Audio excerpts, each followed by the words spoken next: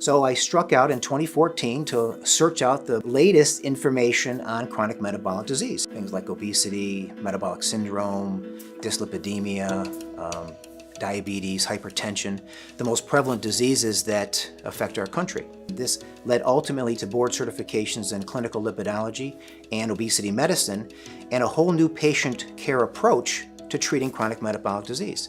And what was once sort of hopeless and unmanageable is now optimistic and controllable.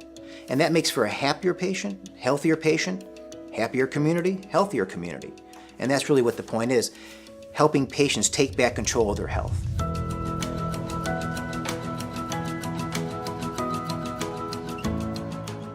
He would go to the end of the earth to try to figure out what is wrong with someone and how to take care of them. If you're telling them what to do, that hasn't worked.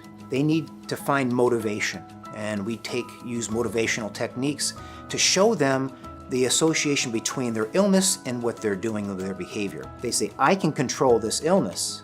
I don't have to come to the doctor all the time. I don't have to take that pill. Oh, it's life-changing for them. I mean, you see patients will sit in there in tears and they're so grateful for the help. We have diabetics that come to us, type 2 diabetics, of course, that are on insulin and have been on insulin injections for over 20 years.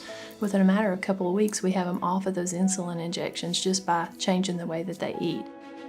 We are what we repeatedly do. Excellence, then, is not an act, but a habit.